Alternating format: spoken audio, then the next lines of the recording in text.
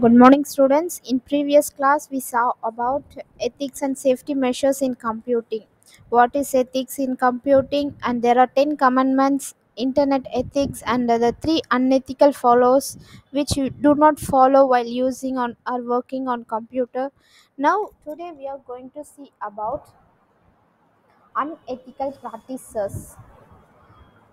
Unethical practices. What is unethical practices? Some practices are considered unethical for user of the internet. These unethical practices are termed as cybercrime. Cybercrime is defined as an unlawful and punishable act committed using computers and the internet. People commit such acts with the intention of harming a person, a group of people, and even the world at large. Two common peoples of cybercrime are stealing someone's personal or bank details and infecting computer linked to the internet with a virus. There are many types of cybercrime. They are plagiarism, cyberbullying, identity theft, phishing and phoning, hacking, spamming, and software piracy. These are the types of cybercrime which we do not follow, do not spit on our computer. First one is plagiarism. What is the meaning of plagiarism? What is plagiarism? People have access to a vast amount of information on internet. Some of them use another person's ideas or work and pretend that is their own. This act is called as plagiarism. Plagiarism is most common type of unethical practice done on internet.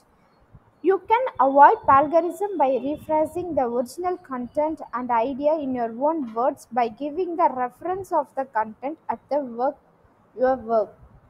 We can prevent in many ways. Second one is cyberbullying. Cyberbullying, harassing, threatening, or embarrassing anyone on the internet is known as cyberbullying. The people who perform cyberbullying are called cyberbullies. Cyberbullies use cell phone, instant messaging, email, chat rooms, or social network websites to harass other people. They make a people are a panic tame. You can prevent cyberbullying by educating yourself and logging out of your accounts properly while using the internet. Identity theft. In this cybercrime, people use the internet to steal someone's personal information. The information they steal could include the date of birth, phone number, credit card, PIN number of debit card, Aadhaar card number, and passwords. The stolen information is then used for personal gain, such as obtaining a new mobile connections for online shopping and for accessing bank accounts. You can prevent identity theft by securing your network using a firewall or anti-malware software, using strong password, changing your password frequently, and saving your data and storage device carefully. We can prevent like these ways in identity theft. Next, phishing and forming. Both phishing and forming are the attempts to get your usernames, passwords, and other confidential information.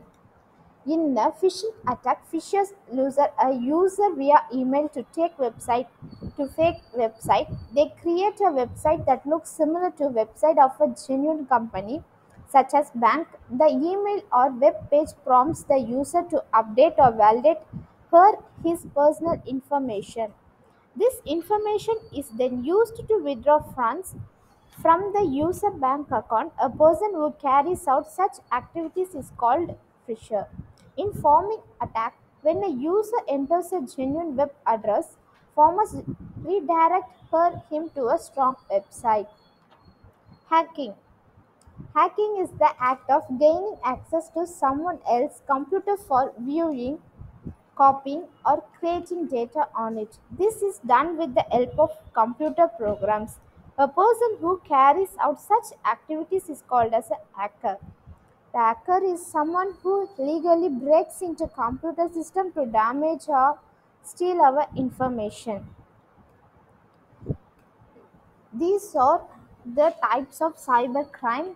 In next class, we are going to see about spamming, software privacy, soft lifting, hard disk loading, preventing counterfeiting online piracy.